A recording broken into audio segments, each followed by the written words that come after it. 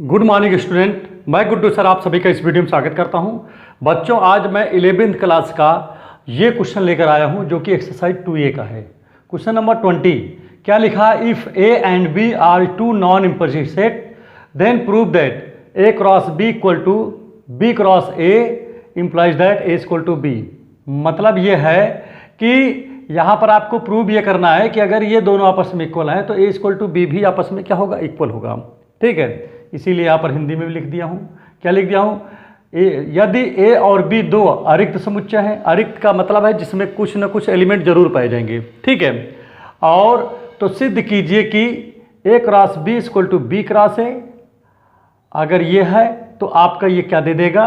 A equal to B दे देगा। बात समझ में आ गई नहीं है क्या? देखिए बच्चों, ये बहुत ही आसान क्वेश्चन है, बिल्कुल इसमें दिमाग नहीं लगाना है। ठीक है, और देखिए मैं इसको बहुत ही आसान तरीके से कैसे बताने वाला हूँ, इस पर विशेष रूप से आप ध्यान दीजिए। तो चलिए इसको लगाते हैं, लेकिन लगाने से पहले अगर आप हमारे चैनल पर नए हैं तो चैनल को सब्सक्राइब करें, लाइक करें, शेयर करें और बेल आइकन की बटन को अवश्य दबाएं। तो चलिए स्टार्ट करता हूँ क्वेश्चन को लगाने। ठीक है, यहाँ पर देखिए क्या लिखा हुआ है। यहाँ पर लिखा A एंड B क्या है? टू नॉन इम्पटी सेट हैं। तो यहाँ पर पहले क्या लिखेंगे? सोल्यूशन लिखेंगे। क्या लिखेंगे? सोल्यूशन। और सोल्यूशन में क्या लिख करेंगे? लेट करेंगे। लेट x, ठीक है, x को क्या मानेंगे? x an arbitrary element. ठीक है, अब ये x को जो है आर्बिट्रेरी एलिमेंट है, लेकिन किसका है मान लेता हूं? Of A। ठीक, एंड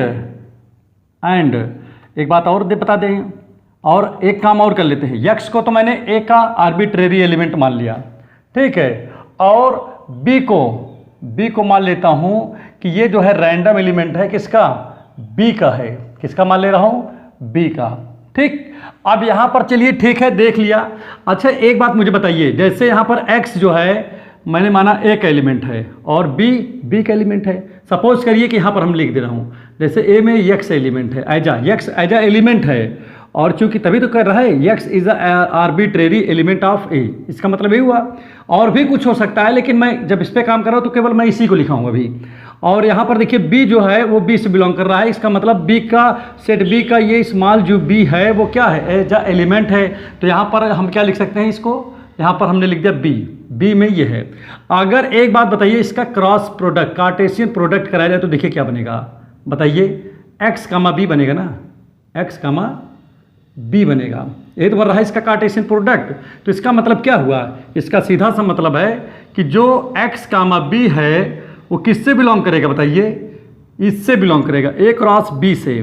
ठीक है, और चूंकि यहाँ पर क्या लिखा हुआ है, A क्रॉस B जो है वो किसका एलिमेंट बताओ? किसके इक्वल है? वो B क्रॉस A के इक्वल है कि नहीं है? तो यहाँ पर देखिए आप क्या करोगे, जैसे यहाँ पर लिखा हुआ है कि A जो है A क्रॉस B जो है वो B क्रॉस A के इक्वल है, तो आप यहाँ पर क्या लिखोगे? आप यहाँ पर लिखोगे x, B तो लिखोगे ही, लेकिन बिलोंग टू यहाँ पर लिखा आपने A क्रॉस B की जगह आप क्या लिख सकते हो?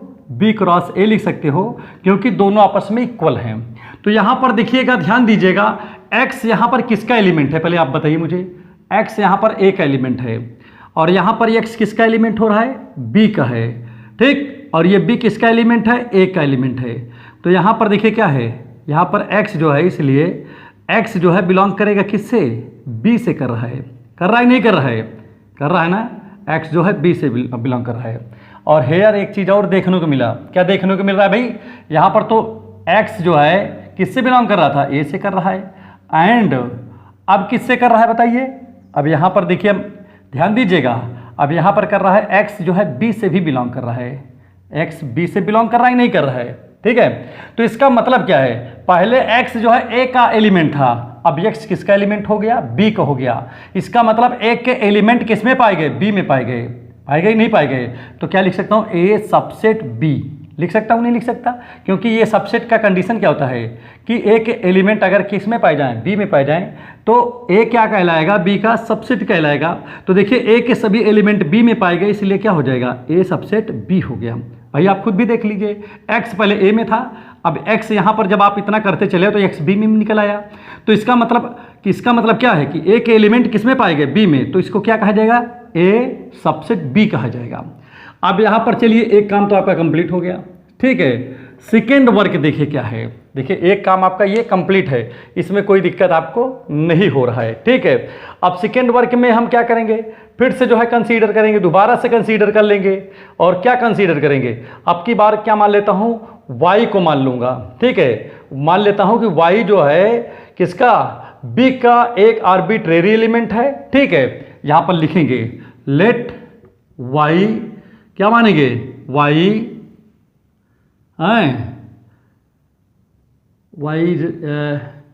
is an arbitrary element of किसका, बी का, ठीक।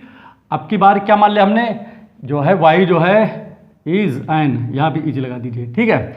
तो अब यहाँ पर देखिए इसका हो गया, और एक चीज़ और लेट कर ले रहा हूँ, क्या लेट कर ले रहा हूँ कि जो a है वो किसका एलिमेंट है, a का, मतलब a आपका जो है रैंडम एलिमेंट है जो किससे बिलोंग कर रहा है, a से।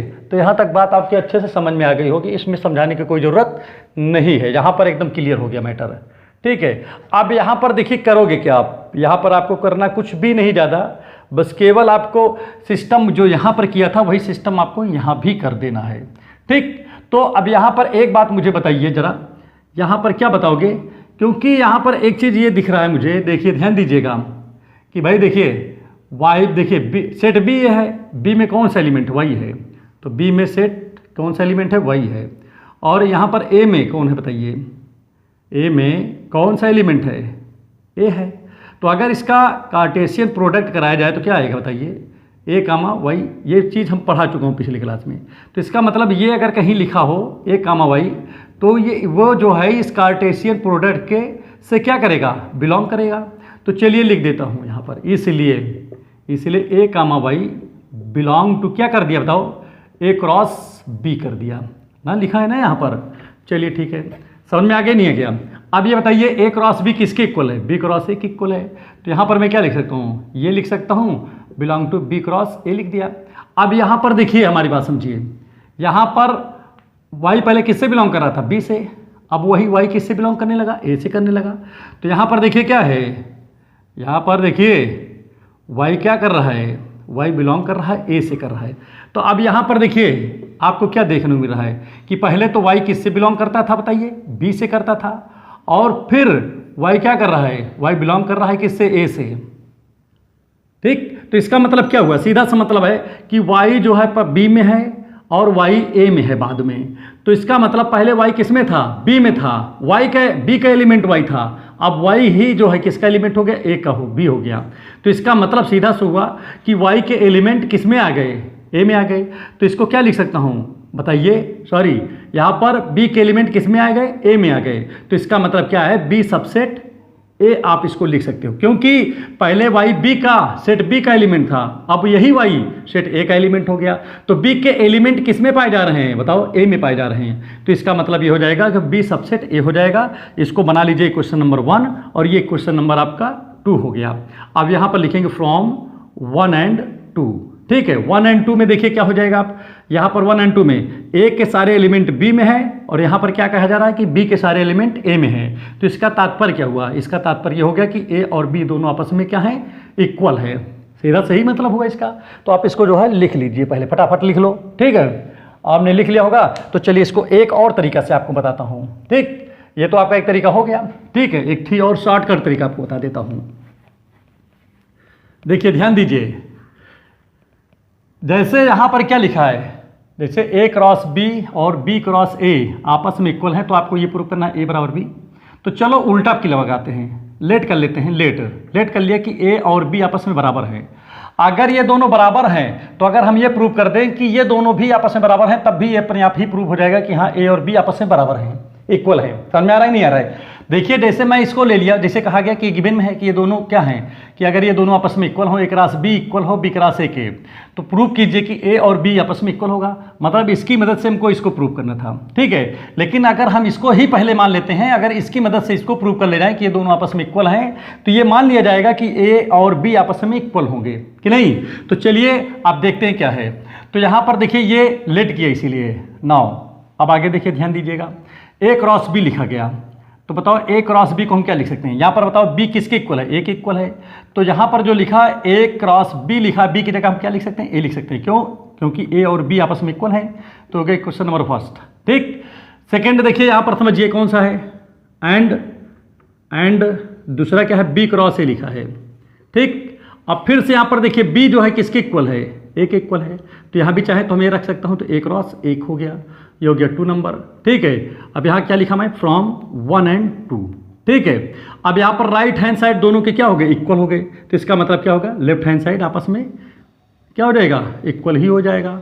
ठीक है, तो ये दोनों आपस में क्या हो गए? इक्वल हो गए। तो इसका सीधा सा मतलब हुआ कि क्या हो जाएगा?